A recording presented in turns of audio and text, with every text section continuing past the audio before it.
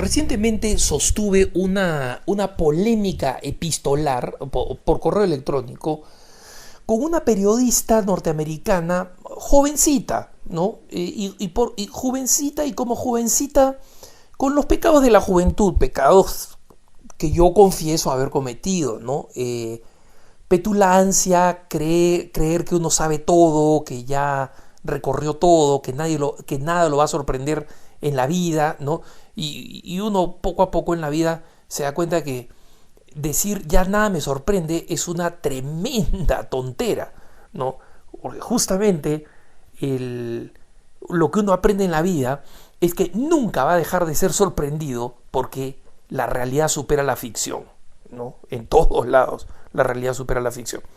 Pero el debate venía porque esta periodista que bloguea en una página secular muy bastante conocida, decía, bueno, me parece muy importante tener en cuenta que la agencia ACI Prensa y la agencia Catholic News Agency, es decir, las agencias de las que soy responsable, no cubren suficientemente y no son una buena fuente de información para el tema religioso más importante de el inicios del tercer milenio, que es el abuso sexual de menores en la Iglesia Católica.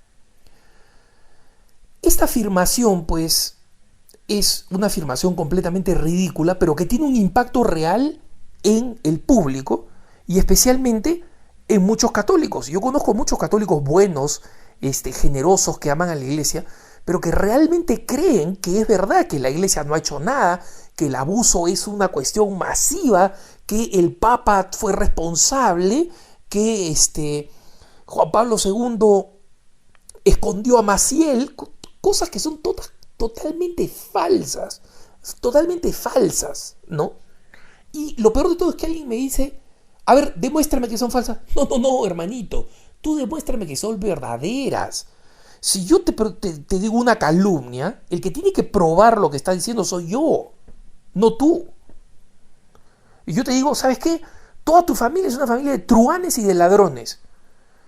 Y entonces tú dices, no son truanes y ladrones, tú estás mintiendo. A ver, pruébamelo. ¿Cómo yo voy a decir pruébamelo? La otra persona que recibe el insulto y las acusaciones es la que tiene que decir, pruébame que es así. Y ninguna prensa, ninguna ha ofrecido argumentos suficientes para demostrar que este es un tema masivo. Y ustedes dirán, no, pero ¿y todas las revelaciones del el Boston Globe y del New York Times del 2004? Las revelaciones de 2004 cubren 50 años de historia de la Iglesia y se refieren al 0.7% de los sacerdotes.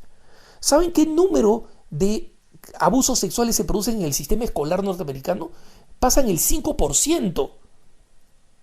Pasan el 5%. Si la Iglesia tuviera la mitad de ese número de pedófilos, ya la habrían incendiado, ya habrían quemado el Vaticano. Pero el problema, pues, de esta aproximación es que los periodistas que cubren la información religiosa en los ámbitos seculares son periodistas que de verdad no saben nada de religión o detestan la religión, y porque la detestan son precisamente elegidos para ese cargo. ¿Y por qué creen eso? Porque creen que de esa manera, si son personas no religiosas, agnósticas, etc., van a ser personas más capacitadas para informar mejor. ¿Sí? ¿De verdad? ¿De verdad? A ver, apliquemos esa lógica a otros ámbitos de información periodística. Para narrar un partido de fútbol y comentarlo, vamos a escoger a un chef que deteste el fútbol, para que no sea apasionado, para que pueda hablar del fútbol con objetividad. Para hablar de cultura culinaria, cocina y comentar sobre la calidad de los platillos de los restaurantes de una ciudad, vamos a escoger a un mecánico especialista en motores diésel, que come todos los días los mismos perros calientes con arroz o con garbanzos. ¿Ok? ¿Qué les parece esos como comentaristas? Para que sean objetivos, ¿eh? Para que no se apasionen con la comida, para que no se apasionen con el deporte. Si utilizáramos ese criterio, el periodismo sería una basura. Sería una basura. Pero no es una basura porque ponen fanáticos del deporte a cubrir deporte, ponen gourmets a cubrir la gastronomía, ponen apasionados de la mecánica a cubrir el automovilismo, ponen apasionados de la ciencia a cubrir ciencia y tecnología. Por eso no es una basura, salvo la cobertura religiosa, que sí es una basura.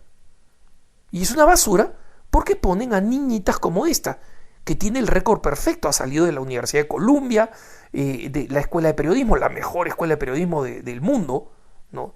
Porque ha hecho prácticas en el New York Times, luego en el Washington Post, escribió temas religiosos en el Washington Post, y en realidad pues es una criaturita ignorante, que detesta la religión y detesta la Iglesia Católica, detesta las posturas de la Iglesia Católica, y ella cree que ese es su objetivo.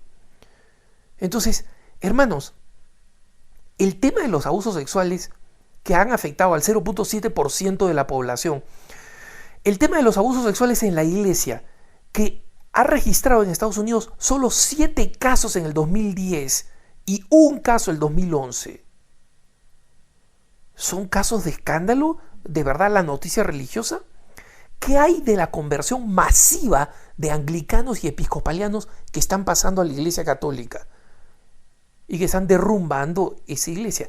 ¿Qué hay del testimonio heroico de salvaje persecución que están sobreviviendo nuestros hermanos católicos en Pakistán, en Afganistán, en China, en Vietnam?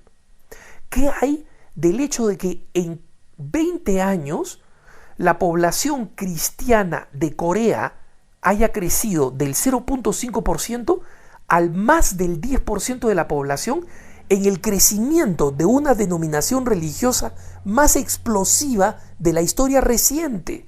Nos hablan de cómo aumentan los musulmanes y nadie señala esa historia. ¿De verdad que esas son las historias, que esa es la historia más importante? ¿En serio? ¿En serio?